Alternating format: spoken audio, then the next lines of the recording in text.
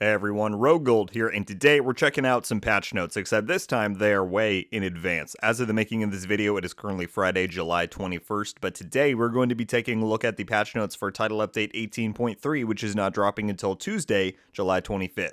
For whatever reason, the devs have posted these patch notes way early, and so we're going to take a look at it so that you know what to expect at the start of next week when this goes live. As per usual, I will highlight some of the biggest and most important changes, and as always, you can find the link for these patch notes down in the description if you want to more thoroughly check them out for yourself. Let's go. Alright, so as you can see, July 25th, 2023 to 18.3 patch notes. Let's get into it. There are a lot under the Descent category, a good amount of bug fixes, but also a small amount of balancing. Again, hopefully we see more in the future. I'm kind of hoping that with the launch of Season 2, we see some more comprehensive balancing efforts given all the feedback that has been given since this mode released. But they fixed the issue with getting the arm patch after defeating the Nemesis. That's one that I heard from a lot of people, that they were not able to do that because of whether they were in solo or group, so that's been fixed up. They have reduced the damage that the Nemesis deals in solo mode by 10%. Hopefully that helps out that experience. I know that there is a big issue with Nemesis difficulty scaling in group, so again, hope that gets addressed in the future. They fixed issues with the Descent project, fixed an issue where the floor would be missing in the Nemesis arena and could cause you to fall under the map. They fixed the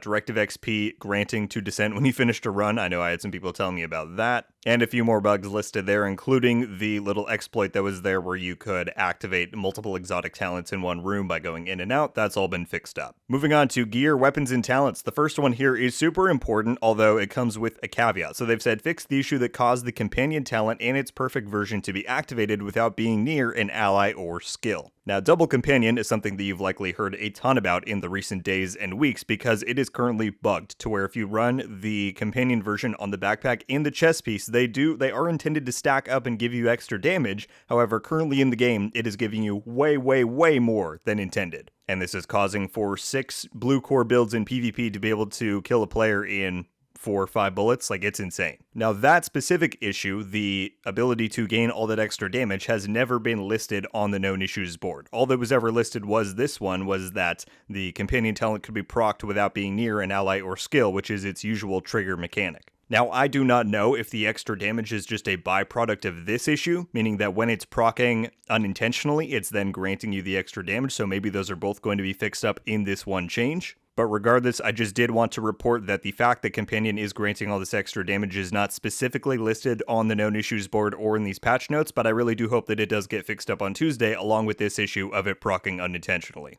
because that's been super detrimental for PvP, so again, really hope that gets fixed up. They fixed further issues with the Unbreakable talent not proccing in its correct circumstances, as well as adding the exotics from the past 2 seasons into their appropriate loot pool categories, assuming you've unlocked them first from the seasonal track. I don't entirely know what the issue there was because I've seen people I played with get the Sacred Imperium and the St. Elmo's from just drops after getting it from the season track, so maybe it was just working incorrectly with the target loot pools. Either way, that should all be fixed up, so happy hunting. And a few last things down here under UI, they fixed up some of the new apparel stuff. Some things with the cutscenes there. In the raids, they fixed an issue with the shutter door remaining open after resetting the Iron Horse raid. And lastly, under other changes, fixed some localization issues. They finally removed all of the to-do gear from the game that has been so heavily talked about in the last few weeks. Fixed some VFX for an emote. Fixed an infinite enemy spawn on a side mission.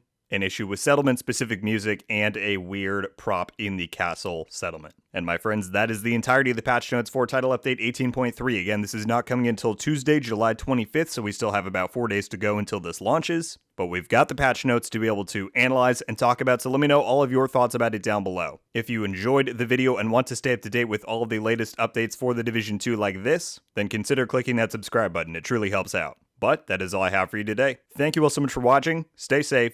I'll see you in the next one. RogueGold. Ow.